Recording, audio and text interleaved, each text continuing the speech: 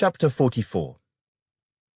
And he commanded the steward of his house, saying, Fill the men's sacks with food, as much as they can carry, and put each man's money in the mouth of his sack. Also put my cup, the silver cup, in the mouth of the sack of the youngest, and his grain money. So he did according to the word that Joseph had spoken. As soon as the morning dawned, the men were sent away, they and their donkeys. When they had gone out of the city and were not yet far off, Joseph said to his steward, Get up, follow the men, and when you overtake them, say to them, Why have you repaid evil for good? Is not this the one from which my Lord drinks, and with which he indeed practices divination? You have done evil in so doing. So he overtook them, and he spoke to them these same words. And they said to him, Why does my Lord say these words? Far be it from us that your servants should do such a thing. Look, we brought back to you from the land of Canaan the money which we found in the mouth of our sacks. How then could we steal silver or gold from your Lord's house? With whomever of your servants it is found, let him die, and we also will be my Lord's slaves. And he said, Now also let it be according to your words. He with whom it is found shall be my slave, and you shall be blameless. Then each man speedily let down his sack to the ground, and each opened his sack. So he searched. He began with the oldest, and left off with the youngest. And the cup was found in Benjamin's sack. Then they tore their clothes, and each man loaded his donkey, and returned to the city. So Judah and his brothers came to Joseph's house, and he was still there, and they fell before him on the ground. And Joseph said to them, What deed is this you have done?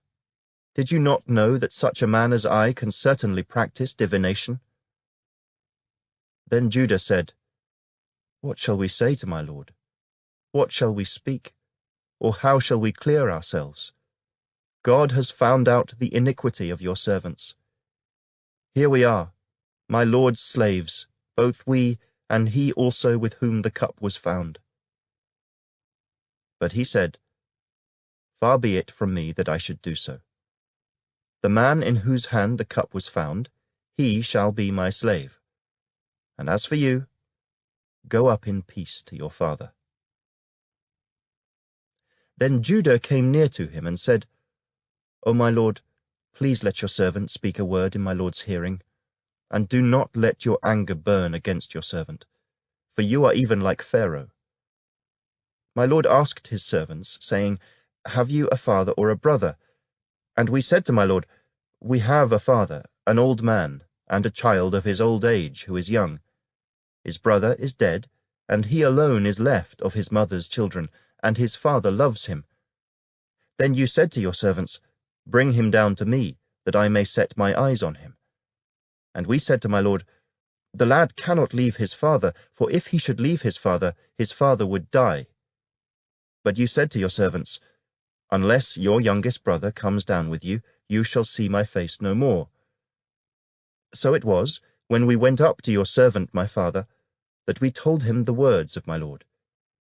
And our father said, Go back and buy us a little food. But we said, We cannot go down. If our youngest brother is with us, then we will go down, for we may not see the man's face unless our youngest brother is with us. Then your servant my father said to us, You know that my wife bore me 2 sons, and the one went out from me, and I said, Surely he is torn to pieces, and I have not seen him since. But if you take this one also from me, and calamity befalls him, you shall bring down my grey hair with sorrow to the grave. Now therefore, when I come to your servant my father, and the lad is not with us, since his life is bound up in the lad's life, it will happen, when he sees that the lad is not with us, that he will die. So your servants will bring down the grey hair of your servant our father, with sorrow to the grave. For your servant became surety for the lad to my father, saying, If I do not bring him back to you, then I shall bear the blame before my father forever.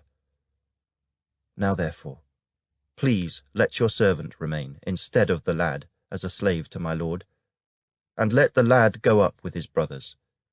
For how shall I go up to my father if the lad is not with me, lest perhaps I see the evil that would come upon my father?